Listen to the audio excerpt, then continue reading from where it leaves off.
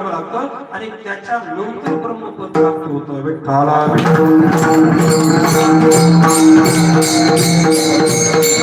ब्रह्मपद जरी असला तरी त्यालाही संतांचं महात्म्य कळालं नाही. शेवटी ब्रह्मसोपान तो झाला, भक्ता आनंद वर्तला.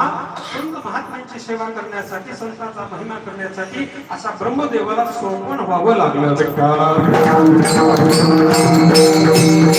ब्रह्मदेवालाच पूजन आहे का तो पूजन सकळ लोक विश्वास झाले. विश्वालाच काय संत महात्म्यांची कीर्ती तुका म्हणे राजा वैकुंठी सोळा याही मंडळा कीर्ती माझी, अशी संत महात्म्यांची कीर्ती आहे.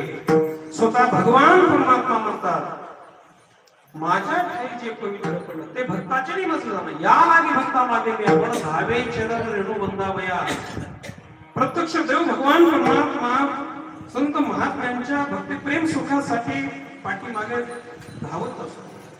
विश्वसुंदरी असलेल्या लक्ष्मीला डावून तो भगवान परमात्मा भक्ती प्रेमासाठी एवढा वेळा होतो की भगवत भक्ताच्या सुख प्राप्तीसाठी भगवत भक्ताच्या घरी येतो. ज्या सुखाकारणे देव मिळवला वैकुंठ सोडून संत सदनी राहिला.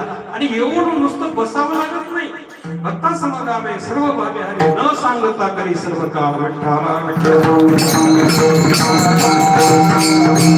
संतांचा महिमा आहे आणि अशा संतांची भेटी व्हावी प्रत्यक्ष यमदेव सुद्धा अपेक्षा करतात. अभंगाचं तिसरं चरण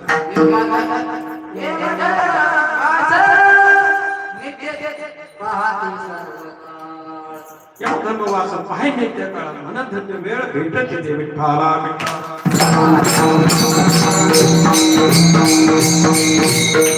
यम म्हणतात ज्या वेळेला संत भेटतील ते वेळ माझी धन्य आहे. यमाचा हक्क तुम्हाला सगळ्यांना या नवल काय एके नाही गुरु अवतार तीर्थे पामर जीवनपती सगळ्या जीवावर त्याचा अधिकार यमाचा आहे. काळात आहे तो काळ सुद्धा संतांच्या पुढे हात जोडून उभा आहे आणि अशा संतांच्या चरणावर सगळ्या रीती सिद्धी लोट घालतात. अभंगाचं शेवटचं चरण